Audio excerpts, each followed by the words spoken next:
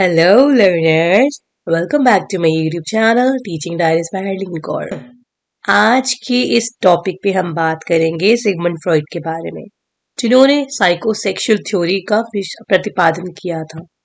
हिंदी में इस थ्योरी को कहा जाता है मनोलैंगिक या फिर मनोविश्लेषणात्मक विकास का सिद्धांत। इस सिद्धांत का प्रतिपादन सिगमंड फ्रॉइड ने किया। मनोविश्लेषणात्मक सिद्धांत का प्रतिपादन किया सिगमंड फ्रॉइड ने, जो कि ऑस्ट्रिया के निवासी थे। सिगमंड फ्रॉइड रहते थे ऑस्ट्रिया, और ऑस्ट्रिया में ना पहले सिगमंड फ्रॉइड न्यूरोलॉजिस्ट थे। ठीक है, बाद में उन्होंने अपनी थ्योरीज दी, लेकिन पहले वो न्यूरोलॉजिस्ट थे। इस सिद्धांत में मन या मस्तिष्क का विश्लेषण किया जाता है, यानी कि मन और मस्तिष्क, माइंड के अंदर और हमारे मन के अंदर जो भी चीजें होती है ना, उसका विश्लेषण, उसको एनालाइज किया जाता है। देखिए, इसमें लिखा ही है कि मनोविश्लेषणात्मक सिद्धांत, यानी कि मन का विश्लेषण करने वाला सिद्धांत। सिगमंड फ्रॉइड के बारे में पढ़ने से पहले मैं आपको थोड़ी सी बातें बता दूं। सिगमंड फ्रॉइड ने ना एक वर्ड इजाद किया जिसको बोला जाता है लिबिडो। लिबिडो, इसमें क्या होता है, सिगमंड फ्रॉइड ने क्या किया, इतना ज्यादा सेक्सुअल असॉल्ट को, यानी कि सेक्सुअल ऊर्जा को, या this is right word, sexual ऊर्जा इतनी ज्यादा प्रमोट कर दी, इतनी ज्यादा लैंगिक ऊर्जा की ओर ध्यान दे दिया अपनी थ्योरी में, कि इनकी थ्योरी को क्रिटिसिज्म में मिलने लगा। लोगों ने तो छोड़ो, इनके खुद के स्टूडेंट्स ने इनका विरोध करा, इनकी बुक्स फाड़ दी गई, जला दिया गया, इनके प्रति प्रोटेस्ट किया गया, काफी कुछ किया गया था इनके खिलाफ। ठीक है, लेकिन फिर भी ये थ्योरी इंपॉर्टेंट थी, तभी आज हम अपने एग्जाम्स के लिए पढ़ रहे हैं इसको। सिगमंड फ्रॉइड कहते हैं कि बच्चा जो होता है वो जन्म से लेकर मृत्यु तक उसमें कुछ डिजायर्स होती है, सेक्सुअल डिजायर्स होती है, जो वो किसी ना किसी तरीके से पूरी करता रहता है। इसलिए इन्होंने 5 अपने एस्पेक्ट्स दिए थे, 5 क्षेत्र बताए थे जिनके थ्रू बच्चा गुजरता है, और इन 5 स्टेजेस से गुजरते गुजरते वो अपनी सेक्सुअल डिजायर्स को पूरा कर लेता है। ठीक है, इनकी सारी की सारी जो एस्पेक्ट्स है वो आगे हम पढ़ेंगे, अभी के लिए इतना ही काफी है। अब देखिए, एक सेकेंड, सिगमंड फ्रॉइड ने ये भी कहा था कि जो डेवलपमेंट होता है बच्चे का डेवलपमेंट में अगर लिबिडो सेटिस्फाई नहीं हुआ ना, तो उससे बच्चे के विकास पे, उसकी पर्सनालिटी पे बहुत बैड इफेक्ट पड़ेगा। इसलिए बच्चे को टाइम बाय टाइम उसकी लिबिडो को सेटिस्फाई करना इंपॉर्टेंट है। लिबिडो बेसिकली सेक्सुअल डिजायर्स होती हैं। ऑलराइट, चलिए अब आगे चलते हैं। सिगमंड फ्रॉइड ने 3 तरह के मन की बात की गई, एग्जाम में भी यहीं से क्वेश्चन पूछ लिया जाता है। ठीक है, पहला उन्होंने बताया कि चेतन मन यानी कि कॉन्शियस माइंड व्यक्ति में 10% होता है। ये जो चेतन माइंड, कॉन्शियस माइंड होता है ना, ये प्रेजेंट के विचारों से रिलेटेड होता है। यानी कि मैं आपसे पूछूं कि आपका नाम क्या है, तो आप ऑन द स्पॉट बता देंगे कि आपका नेम क्या है। मैं आपसे पूछूं कि बेटा जी आपने आज क्या कपड़े पहने हैं, आप ऑन द स्पॉट बता देंगे। आपकी मदर का नाम पूछूं तो आप एकदम से बता देंगे, क्योंकि आपके कॉन्शियस माइंड के अंदर सारी इंफॉर्मेशन ऑलरेडी फीड है। कॉन्शियस माइंड की चीजों का जवाब देने के लिए आपको सोचने की जरूरत नहीं पड़ेगी। ठीक है, अब अगला है अर्धचेतन मन, यानी कि सब कॉन्शियस माइंड। इसमें क्या होता है कि हमें तुरंत ज्ञान नहीं होता, लेकिन कुछ टाइम देखकर याद किया जा सकता है। अगर मैं आपसे पूछ लूं कि आपने कल रात को कौन सी सब्जी खाई थी डिनर में, तो आप पहले सोचेंगे। ठीक है, आप कुछ सेकंड का टाइम लेंगे सोचने के लिए, फिर आप मुझे बताएंगे कि मैम हमने मटर पनीर की सब्जी खाई थी। ठीक है, ऐसे अगर मैं आपसे 1-2 दिन पुराने कुछ सवाल पूछूं, तो ऑन द स्पॉट आप मुझे कॉन्शियस माइंड की तरह जवाब नहीं दे पाएंगे, आपको कुछ टाइम लगेगा, आप अपने ब्रेन पर थोड़ा सा जोर देंगे, तो जाके आपको उसका आंसर पता चलेगा। ठीक है, ये होता था सब कॉन्शियस माइंड। अब देखिए, ये मैं पढ़ने जा रही हूँ, बहुत ध्यान से सुनिएगा। ये है अचेतन मन, यानी कि अनकॉन्शियस माइंड। सबसे ज्यादा 90% पाया जाता है ये। ठीक है, सबसे ज्यादा क्वालिटी है और क्वांटिटी भी इसकी है, ये बहुत ज्यादा इंपॉर्टेंट है। सिगमंड फ्रॉइड ने इसको बहुत ज्यादा एम्फेसाइज किया। इसमें जो बातें होती है जो हम भूल जाते हैं, ठीक है, इसमें वे सारी बातें होती है जो हम भूल जाते हैं, और हमारे याद करने पर भी हमें याद नहीं आती। सीगमन जी कह रहे हैं कि इसमें ऐसी इस तरह की बातें होती है, इतनी पुरानी बातें होती है, कि अगर मैं आपसे पूछ लूं कि कोरोना के टाइम पे कौन नहीं, कोरोना कौन से टाइम पे आया था, कौन से काल में आया था। कुछ बच्चे 91% पर्सन होंगे जिनको ऑन द स्पॉट आंसर याद होगा कि कोरोना 19 में आया था, 2019। लेकिन बाकी सारे जो पर्सनालिटीज होंगी उनको नहीं पता होगा कि कोरोना कौन से टाइम पे आया था। आप ये मत सोचिएगा कि आपको पता है दूसरों को नहीं पता। I am just giving an example, okay. समझने के दृष्टिकोण से समझिएगा इसको। आई नो सबको पता ही होता है कि कोविड कब आया था, बट मैं आपको सिर्फ एग्जाम्पल दे रही हूँ, ठीक है। अब अगर मैं आपसे पूछूं कि आपके दादाजी कौन से सन में भारत आए थे, ठीक है, तो आपको बहुत टाइम लगेगा उसको सोचने के लिए। ज्यादातर लोगों को उसका आंसर नहीं पता होगा, ठीक है। बहुत याद करना पड़ेगा, दिमाग पे बहुत प्रेशर डालना पड़ेगा, तो जाके कहीं शायद से ही इसका आंसर मिलेगा आपको। अब आगे देखते हैं। ये कॉन्सेप्ट बहुत ज्यादा इंपॉर्टेंट है, इसको ध्यान रखिएगा। फ्राइड ने व्यक्तित्व यानी पर्सनालिटी को 3 भागों में बांटा है, ठीक है, याद रखिएगा। मैं इधर लिख देती हूँ किस में बांटा है। एक इड में बांटा है, एक ईगो में बांटा है, और एक सुपर ईगो में बांटा है, ठीक है। अब देखिए, पहला पढ़ेंगे हम इड के बारे में। इड, इसे इदम भी कह दिया जाता है। इसमें व्यक्ति की शारीरिक और मूल आवश्यकताएं होती हैं, जैसे कि भूख लगना, प्यास लगना, सेक्स आदि को सेटिस्फाई करना होता है। यह सामाजिक आवश्यकताओं और नैतिक मूल्यों की चिंता किए बिना इच्छाओं की पूर्ति करने पर बल देता है। या इसमें क्या होता है कि व्यक्ति को ना अपनी इच्छाओं को पूरी करना होता है, चाहे वो सही तरीके से करे या वो गलत तरीके से करे। ये आप ये बात आप ध्यान रखिएगा, जो इड जो टर्म है ये एक नेगेटिव टर्म है, यानी कि ये बुरा होता है। इड हमेशा बुरी होती है, ठीक है। इड हमेशा बुरी होती है। इड वाले व्यक्ति को अगर पैसों की जरूरत है तो वो चोरी करेगा। उसके लिए सामाजिक आवश्यकताएं भाड़ में गई, नैतिक मूल्य जीरो, सब कुछ खत्म हो गया, उसको बस अपनी इच्छा पूरी करनी है, तो वो किसी भी तरह से भाई चोरी करेगा। उसको नहीं दिख रहा कि समाज मेरे बारे में क्या सोचेगी, क्या धारणा बनाएगी, क्या दृष्टिकोण बनाएगा। नो, उसको तो सिर्फ पैसों से मतलब है, उसको चोरी करनी है बस, ठीक है। ईड वाले लोगों को क्या होता है, सेक्स डिजायर्स पूरी करनी होती है ना। तो कई लोग रेप करते हैं, ठीक है, और भी बहुत घटिया घटिया चीजों को अंजाम देते हैं जो नहीं करनी चाहिए, उनको समझना चाहिए। लेकिन जिसमें ईद ज्यादा होगी उसको इन चीजों में डिफ्रेंसिएशन नहीं पता होगी, उसको अपनी भूख प्यास के लिए, इन सबको सेटिस्फाई करने के लिए, सेक्स नीड्स को सेटिस्फाई करने के लिए कदम कोई भी उठाना पड़ेगा। उनके लिए उम्र, जाति, धर्म कुछ इंपॉर्टेंस नहीं रखेगा। टीवी न्यूज़पेपर पे आ रही इतनी रेप की खबरें आप देखते हैं, है ना। वो होता क्या है, वो बेसिकली लोग अपनी सेक्स नीड्स को सेटिस्फाई करने के लिए उनमें लेपिडो इतना ज्यादा होता है कि वो कुछ भी करके अपनी इच्छाओं की पूर्ति करना चाहते हैं, ठीक है। उम्मीद है आपको समझ आ गया होगा इट क्या होती है। अब आप आगे देखिए, अगला स्टेप है ईगो। ईगो क्या होता है अब इसके बारे में पढ़ लेते हैं हम। ईगो यानी अहम, यह आवश्यकताओं या इच्छाओं की संतुष्टि की योजना का निर्माण करता है और उसका इम्प्लीमेंटेशन करता है या परिणामों की चिंता करता है। एग्जाम्पल के लिए कोई व्यक्ति है, वो चोरी करता है, उसमें इड इतनी है कि वो उसको चोरी करनी है अपनी आवश्यकताओं की पूर्ति के लिए। लेकिन जो ईगो होगी ना, वो उसको समझाएगी कि चोरी करने से पहले एक प्लानिंग कर, जिसके तहत तू मास्क लगा के जा, मुंह ढक के जा, और भी काफी सारी चीजों को करके जा, ताकि तू पकड़ा ना जाए।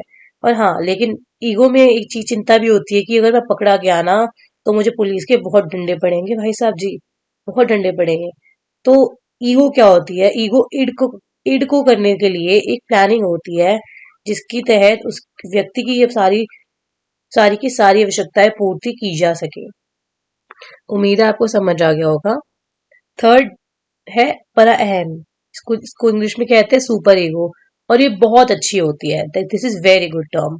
इसको याद रखिएगा, इसको दिल के पास रख लो अपने, ये बहुत अच्छी होती है। इसमें क्या होता है, ये समाज द्वारा नैतिक सूत्रों के अकॉर्डिंग काम करता है, यानी कि जिस व्यक्ति के अंदर सुपर ईगो ज्यादा होगी वह बुरे कामों से उतना ही दूर रहेगा, जैसे कि चोरी करना या झूठ बोलना। सुपर ईगो अच्छी होती है, पॉजिटिव होती है, जिसके अंदर जितनी ज्यादा सुपर ईगो होगी वो कभी भी चोरी नहीं करेगा, झूठ नहीं बोलेगा, किसी अपने सेक्स डिजायर को पूरा करने के लिए गलत चीजें नहीं करेगा, किसी का रेप नहीं करेगा, मर्डर नहीं करेगा, और भी सो ऑन, वो कभी भी गलत चीजें नहीं करेगा। क्यों कहते हैं ना कि हमारे अंदर, हर व्यक्ति के अंदर एक भगवान छुपा होता है। भगवान बेसिकली मन की आवाज ही होती है, और वो मन की आवाज जो कि पॉजिटिव होती है, वही होती है सुपर ईगो। सुपर ईगो वाला व्यक्ति हमेशा अच्छे काम करेगा और आगे भी लोगों को अच्छे काम करने के लिए प्रेरणा देगा। तो आप भी अपने लिए अंदर, आई होप आप सबके अंदर भी सुपर ईगो ही होगी। इंपॉर्टेंट पॉइंट बताती हूँ। जब इड जब इड ईगो और सुपर ईगो, जिस व्यक्ति के अंदर तीनों चीजें होंगी, तो वो अपनी पर्सनालिटी का डेवलपमेंट अच्छे से कर पाएगा। कई बार क्या होता है, कुछ व्यक्ति के अंदर इड ज्यादा होता है तो वो इस इड की तरह हो जाता है, ईगो ज्यादा होता है तो उसकी तरह उसका डेवलपमेंट होता है। किसी में सुपर ईगो ज्यादा होती है तो क्या होता है कि उस व्यक्ति के अंदर अच्छी चीजें होती है, परोपकार की भावना, इन सब चीजों का सुमेल आपको देखने को मिलता है। अब आगे देखते हैं। मनोलैंगिक विकास में सिगमंड फ्रॉइड ने ना 5 स्टेजेस दी हैं, जिसके बारे में हम एक एक करके पढ़ेंगे। बेसिकली ये बच्चा जो होता है ना, वो बचपन से लेकर मरने तक, जब तक वो बड़ा हो जाता है, बचपन से लेके उसके एंड ऑफ द लाइफ के टाइम तक वो अपनी आवश्यकताएं पूरी करता है। बेसिकली आप इसको कह लीजिए कि वो सेक्सुअल डिजायर्स को पूरा करता है कब, लेकिन वो अलग अलग वेज के थ्रू पूरा करता है। उसी को ना सिगमंड फ्रॉइड ने 5 अवस्थाओं में बांटा हुआ है। तो पहली अवस्था देख लेते हैं। पहली अवस्था है मुख्य अवस्था। इसको ओरल स्टेज भी कहते हैं। कई बुक्स में इसको 0 से 2 वर्ष का लिखा हुआ है, कई बुक्स में 0 से 1 वर्ष का लिखा हुआ है। तो आप कंफर्म कर लीजिएगा कि आप जिस बुक से पढ़ रहे हैं उसमें क्या लिखा है, ठीक है।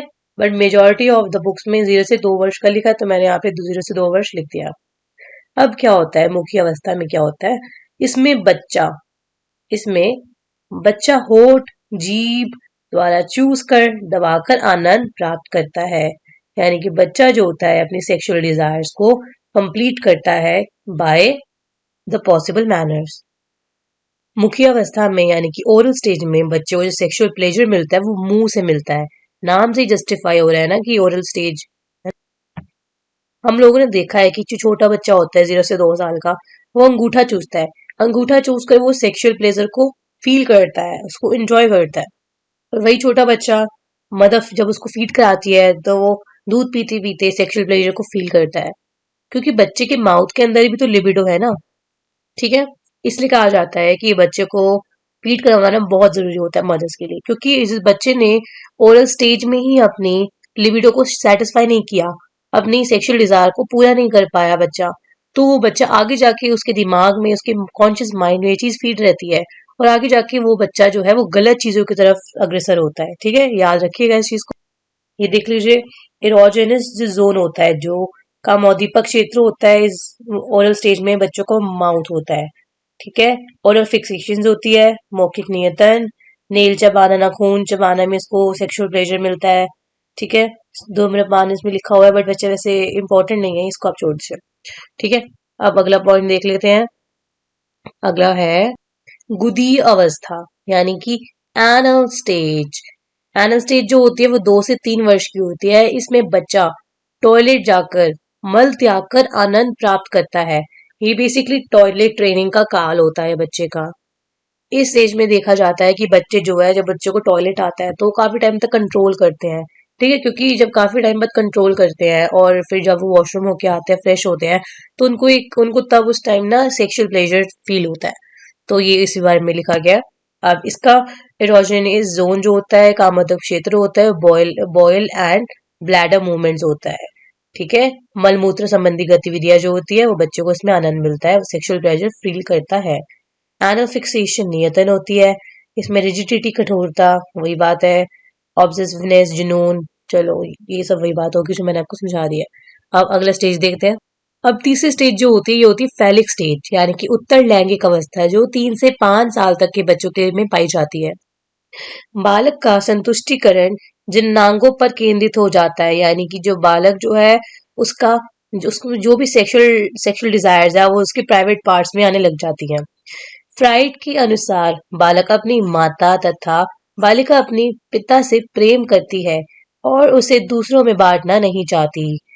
उत्तर लैंगिक अवस्था यानी कि फेलिक स्टेज में दो दो तीन चीजें याद करने वाली हैं कि जो बच्चा होता है उसका उसके प्राइवेट पार्ट में सेंसेशन होनी स्टार्ट हो जाती है। ठीक है, वहां पे उसको सेक्सुअल डिजायर मिलना शुरू हो जाता है। और इसमें एक होता है ऑडिपस कॉम्प्लेक्स। ऑडिपस कॉम्प्लेक्स में क्या होता है, ये पिक्चर देखेंगे आप, इस पिक्चर में क्या है, बच्चा अपनी माँ की तरफ अट्रैक्ट है ना, अपनी मम्मा को फ्लावर दे रहा है, यानी कि मम्मा से प्यार कर रहा है वो अपनी। ये पढ़ भी लेते हैं, इसमें क्या लिखा है, इसमें लड़का अपनी माँ से ज्यादा प्यार करता है अपने पिता के मुकाबले। ठीक है, आप लोगों ने देखा होगा कि जो बॉयज होते हैं ना, 2 3 से 5 साल की उम्र तक के भी, और यहाँ तक कि आगे जाके भी देखेंगे कि बच्चे जो होते हैं, लड़के स्पेशली, वो अपनी मम्मी से ज्यादा प्यार करते हैं। अपने पापा को तो वो खड़ूसी समझते हैं कई बार, लेकिन अपनी मम्मी के लिए वो बहुत ज्यादा रिस्पॉन्सिबल होते हैं। इसका बिल्कुल ऑपोजिट होता है इलेक्ट्रा कॉम्प्लेक्स। इलेक्ट्रा कॉम्प्लेक्स नाम से पता चल रहा है कि ये गर्ल्स के लिए यूज किया जा रहा है। इसमें लड़की अपने पिता से ज्यादा प्यार करती है। ये पिक्चर दिख रहे होंगे आप, इसमें क्या है कि जो लड़की दिख रही है आपको, ये अपने पिता से ज्यादा प्यार कर रही है। ठीक है, अपनी माँ के मुकाबले। ऐसे हम रियल में भी ऐसे ही होता है कि जो लड़का होता है ना, उसका प्रेम अपनी मम्मी के साथ ज्यादा होता है, लगाव उसका, और जो लड़की होती है उसका अपने पिताजी के साथ ज्यादा लगाव होता है। याद रखिएगा, ये ज्यादा इंपॉर्टेंट पॉइंट्स है, इसको ना हमें अच्छे से अपने माइंड में फीड कर लेना चाहिए। चौथी हमारी इंपॉर्टेंट स्टेज है सुप्तावस्था, यानी कि लेटेंसी पीरियड, जो कि 5 से 12 वर्ष तक में होता है। इसमें काम क्रियाएं बंद हो जाती है। इसमें क्या होता है कि बच्चे के अंदर जो सेक्सुअल प्लेजर मिल रहा होता है वो बंद हो जाती है। वैसे बंद नहीं होती, लेकिन बच्चा वो उसको छुपाना शुरू कर देता है। ठीक है, और बच्चा अपने सेम जेंडर की सतह रहना शुरू कर देता है। अब फोटो देखेंगे, जो लड़का है, ये लड़के हैं वो बॉयज के साथ ही खेल रहे हैं, और जो गर्ल्स है वो गर्ल्स के साथ ही खेल रही है। इसमें ऐसा नहीं होता कि बच्चा बिल्कुल ही सीधा हो जाता है, मतलब उसको सेक्सुअल डिजायर, उसकी लिबिडो खत्म हो जाती है। नो, ऐसा नहीं है। बल्कि इसमें क्या होता है कि बच्चा जो है उसको छुपाता है। वो नहीं चाहता कि समाज उसकी लिबिडो को देख सके, समाज उसकी लिबिडो को समझ सके। अब वो थोड़ा समझदार हो जाता है इसमें, और वो अपनी चीजों को अपने मन में रखना शुरू कर देता है। ऐसा नहीं है कि वो मन में भी सोचना बंद कर देता है, नो दैट्स नॉट राइट। उसके मन में भी इन सब चीजें, मतलब ऑपोजिट सेक्स के बारे में चीजें चल रही होती हैं। अब फिफ्थ जो स्टेज है, ये है जननांगीय अवस्था, यानी कि इसको जेंटल स्टेज कहा जाता है। ये 12 से 18 साल के बीच में पाई जाती है। इसमें क्या होता है, इसमें विषम लैंगिक प्रेम होता है, यानी कि अटेंशन टुवर्ड्स ऑपोजिट सेक्स। लड़की है तो उसको लड़की से ज्यादा इंटरेस्ट आता है, अगर वो लड़का है तो उसको लड़कियों में ज्यादा इंटरेस्ट आता है। ऐसे ही होता है ना। ठीक है, अब ये देखिए, इसमें ना एक चीज और है, इसमें स्वमोह यानी नार्सिसिज्म भी आता है। नार्सिसिज्म क्या होता है, इसमें खुद से ज्यादा प्यार किया जाता है। ठीक है, इसमें व्यक्ति खुद से सबसे ज्यादा प्यार करता है। ये पिक्चर में देखिए, करीना कपूर की पिक्चर है। ये आप सब बता ही सकते हैं कि जब वी मेट की पिक्चर है। जब वी मेट में उसका बहुत फेमस डायलॉग है कि मैं अपनी फेवरेट हूँ, कहती है ना करीना कपूर। तो वही वाली बात है, क्योंकि उसमें उसको बहुत ज्यादा नार्सिसिज्म होता है, अपने आप से ज्यादा प्यार होता है, इसलिए वो बार बार बोलती है कि मैं अपनी फेवरेट हूँ। ठीक है, अब देखिए, इस इस जेंटल स्टेज में क्या होता है कि जरूरी नहीं है कि विषम लैंगिक प्रेम हो, इसमें समलैंगिक प्रेम भी होता है। इसमें मैंने लिखा नहीं है, पर मैं साइड पे लिख देती हूँ। इस स्टेज में समलैंगिक प्रेम भी होता है, यानी कि ट्रांसजेंडर का प्यार भी इसमें शामिल होता है, यानी कि लड़की का लड़की के प्रति अट्रैक्शन होता है, लड़के का लड़के के प्रति अट्रैक्शन है। ठीक है, उम्मीद है आपको समझ आ गया होगा। एक बार ना हम जो भी हमने पढ़ा है सिगमंड फ्रॉइड की थ्योरी के अंदर, उसको एक बार लेट्स रिकैप, है ना, रिकैप कर लेते हैं। यहाँ से हमारी वीडियो शुरू हुई थी, जिसमें हमने पढ़ा था कि सिगमंड फ्रॉइड जो थे, इन्होंने इन्होंने प्रतिपादित किया था ये मनोविश्लेषणात्मक, यानी कि साइकोसेक्सुअल थ्योरी का जो सिद्धांत था। ठीक है, इन्होंने 3 टाइप्स के मन बताए थे। व्यक्ति के अंदर 3 टाइप्स के मन होते हैं, चेतन कॉन्शियस माइंड होता है, सबकॉन्शियस माइंड होता है, और अनकॉन्शियस माइंड होता है। सबसे ज्यादा इंपॉर्टेंट होता है हमारे लिए अनकॉन्शियस माइंड, जो कि हमारे ब्रेन में 90% स्टोर होता है। उसके बाद फ्राइड ने पर्सनालिटी को 3 भागों में बांटा, जिसे एड कहा गया, ईगो कहा गया, सुपर ईगो कहा गया। एड बुरी होती है क्योंकि इसमें भूख प्यास और सेक्स को सेटिस्फाई करने के लिए गलत कदम व्यक्ति उठाता है। उसको सामाजिक आवश्यकता और नैतिक मूल्य उसके लिए जीरो होते हैं, उसको समाज से कोई फर्क नहीं पड़ता। वो कहता है अपना काम बनता भाड़ में जाए जनता। अगला ईगो। ईगो जो होता है वो ईड को अंजाम देने के लिए प्लॉटिंग होती है। पर अहम्स यानी सुपर ईगो ये बहुत अच्छा होता है क्योंकि ये व्यक्ति को सही गलत की बीच की पहचान बताता है, बुरे कामों से छुटकारा दिलाना सिखाता है, चोरी करना, झूठ बोलना, रेप करना, गंदे काम करना, इन सब से व्यक्ति को दूर रखता है। और इड ईगो और सुपर ईगो मिलके क्या करते हैं, पर्सनालिटी का डेवलपमेंट करते हैं। उसके बाद हमने पढ़ा था मनोलैंगिक विकास यानी कि साइकोसेक्सुअल डेवलपमेंट के 5 स्टेप्स, है ना, 5 अवस्थाएं पढ़ी थी।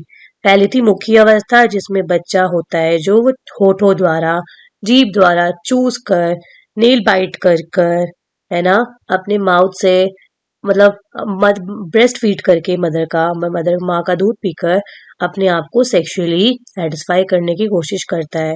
जिन बच्चों को मदर ब्रेस्ट फीड नहीं करवाती, उनके उनका जो इस स्टेज का, ओरल स्टेज का जो डेवलपमेंट होता है, सेक्सुअल डेवलपमेंट, लिबिडो होती है, वो कहीं ना कहीं वीक पड़ जाती है, जो कि आगे जाके बच्चे के लिए नुकसानदायक होती है।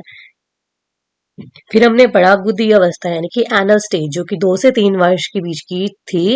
इसमें बच्चा टॉयलेट ट्रेनिंग सीखता है, ठीक है। और इसका मतलब बेसिकली ना, इसमें ना मल मूत्र की जो गतिविधियां होती है, बॉल एंड ब्लैडर मूवमेंट्स होते हैं, इसके थ्रू बच्चा सेक्सुअल फील को अडेप्ट करता है। फिर हमने पढ़ा उत्तर लैंगिक अवस्था, जो कि थी पैलिक स्टेज, 3 से 5 साल की अवस्था थी। इसमें बच्चे का क्या होता है कि जो सेक्सुअल प्लेजर होता है वो जननांगों पर यानी प्राइवेट पार्ट्स पर आना स्टार्ट हो जाता है, ठीक है। और फ्राइड कहते थे कि लड़कियां जो होती हैं उनमें इलेक्ट्रा कॉम्प्लेक्स पैदा हो जाता है, क्योंकि इलेक्ट्रा कॉम्प्लेक्स के अंदर होता है कि लड़कियां अपने पिता से ज्यादा प्रेम करती है, ठीक है। और ऑडिपस कॉम्प्लेक्स में क्या होता है, लड़के जो होते हैं अपनी माँ से ज्यादा प्रेम करती हैं। ये फोटो बनी है, आप देख सकते हैं। फिर हमने पढ़ा सुप्तावस्था यानी कि लेटेंसी पीरियड, जो कि 5 से 12 साल की उम्र की तक का है।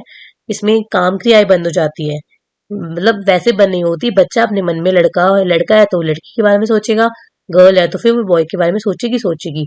लेकिन समाज के सामने वो दिखाना बंद कर देते हैं कि वो दूसरे जेंडर के प्रति थोड़ा से भी सुचेत है ना। इसमें काम क्रियाएं बंद हो जाती है, बच्चा सेम जेंडर के साथ रहना शुरू कर देती है। लड़का है तो वो बॉयज के साथ ही खेलता है, वीडियो गेम्स खेलता है, फुटबॉल, वॉलीबॉल, जो भी XYZ एक्टिविटीज होती है बच्चा उसमें इंटरेस्ट दिखाता है। और जो लड़कियां होती हैं वो अपनी फ्रेंड्स के साथ खेलती हैं, ठीक है, मतलब फीमेल फ्रेंड्स के साथ। इसी के साथ हमारी आज की वीडियो, ओ सॉरी, 5th रहता है अभी, है ना। फिर हमने 5th अवस्था पढ़ी थी जो कि थी जननांगीय अवस्था, which is called gentle stage, जो कि 12 से लेकर 18 साल तक रहती है। इसमें विषम लैंगिक प्रेम होता है यानी कि अटेंशन टूवर्ड्स ऑपोजिट सेक्स, मतलब दूसरे, लड़का है तो वो लड़की की तरफ अट्रैक्ट होता है, लड़की है तो वो लड़की की तरफ अट्रैक्ट होती है। और इसके अंदर मतलब ऑपोजिट सेक्स के प्रति प्यार होता है ना। लेकिन ये जरूरी नहीं है कि विषम लैंगिक ही हो, समलैंगिक भी आजकल देखा जाता है। लड़का लड़के के प्रति अट्रैक्ट होता है, लड़की लड़की के प्रति अट्रैक्ट होती है, ठीक है। और इसमें नार्सिसिज्म होता है यानी कि स्वमोह, व्यक्ति खुद से ही बहुत ज्यादा प्यार करता है। ये करीना कपूर की पिक्चर दिखाई थी मैंने आपको, और आपको बताया था कि ये जब वी मेट की पिक्चर है। इसमें इसका बहुत फेमस डायलॉग है करीना का, जिसमें वो कहती है कि मैं अपनी फेवरेट हूँ, ठीक है। जिससे क्या होता है, जिससे एक स्वमोह का प्रगटावा होता है। इससे पता चलता है कि व्यक्ति अपने आप को कितना ज्यादा प्यार करता है। तो गाइस, इसी के साथ वीडियो खत्म होती है हमारी आज की। Thank you for watching and don't forget to give your valuable feedback on comments. उम्मीद है आपको मेरी वीडियो पसंद आई होगी, आपको सारे कॉन्सेप्ट समझ आए होंगे सिगमंड फ्रॉइड के बारे में। अगर आपको कोई भी डाउट इस टॉपिक के बारे में है, कोई भी आपको क्वेरी पूछनी है, तो आप मुझे कमेंट्स करके पूछिए। और कमेंट्स में ये जरूर बताइएगा कि अगला टॉपिक आप क्या पढ़ना चाहते हैं, ताकि मैं जल्दी से जल्दी वैल्यूएबल वीडियो आपके लिए लेकर इस वीडियो को अपने फ्रेंड्स के साथ शेयर करिएगा जो टीचर ट्रेनिंग की तैयारी कर रहे हैं। And please like, subscribe and share my video. अब हम अपनी अपनी अगली वीडियो में मिलते हैं, तब तक के लिए bye bye and thank you.